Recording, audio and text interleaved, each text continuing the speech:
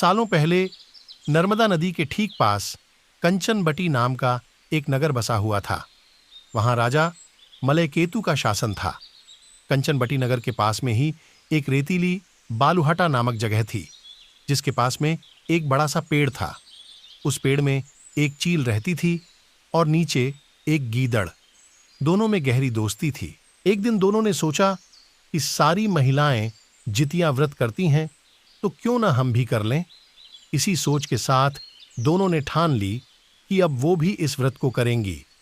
उन्होंने श्री जीउतवाहन भगवान को मन ही मन नमस्कार करते हुए कहा, हम आपकी पूजा और व्रत पूरी विधि के साथ करेंगे। जैसे ही व्रत का दिन आया तो पास के ही एक धनवान व्यापारी की मौत हो गई।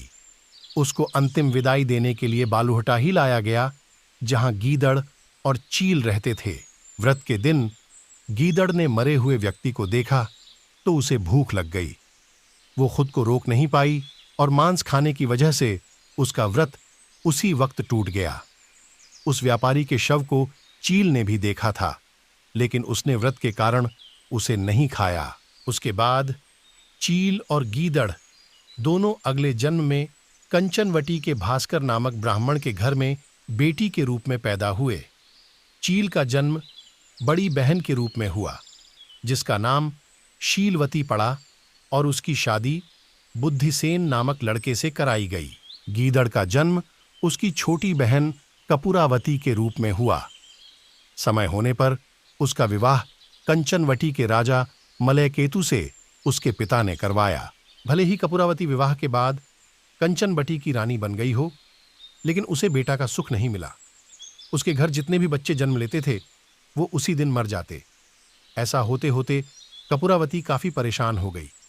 इधर उसकी बड़ी बहन शीलवती को 7 बेटे हुए थे। जब उसके सारे बेटे बड़े हो गए तो उन्होंने महल में कार्य करना शुरू कर दिया। अपनी दीदी के बेटों को देखकर धीरे धीरे कपूरावती रानी के मन में जलन का भाव पैदा होने लगा। उसने इसी जलन की वजह से अपने पति को कहकर अपनी दीदी के सारे बेटों के सिर कटवाकर एक बर्तन में रख दिए। उन सभी 7 बर्तनों को कपूरावती ने लाल रंग के कपड़े से ढक दिया और अपनी दीदी शीलवती के पास भिजवा दिया। भगवान जीउतवाहन भी ये सब देख रहे थे। उन्होंने रास्ते में ही सभी 7 भाइयों के सिर को धड़ से जोड़ा और अमृत पिलाकर जिंदा कर दिया। फिर सभी भाई अपने घर चले गए और उन बर्तन में भगवान की कृपा से फल भर गए। उधर कुपरावती अपनी दीदी के घर से शोक समाचार मिलने के इंतजार में बैठी हुई थी। जब कोई संदेश नहीं आया तो वो खुद ही शीलवती के घर चली गई। वहां जैसे ही उसने अपनी दीदी के सारे बेटों को जिंदा देखा तो वो हैरान हो गई। कुछ देर बाद उसने दीदी शीलवती को अपनी हरकत के बारे में बताया। उसने कहा कि किस तरह से उसने बर्तनों में उसके बेटों के सिर काटकर डाल दिए थे और जोर जोर से रोने लगी। तभी शीलवती को अपने पिछले जन्म के बारे में याद आ गया। उसने कपूरावती को पिछले जन्म में रखे जितिया व्रत की पूरी कहानी सुनाई।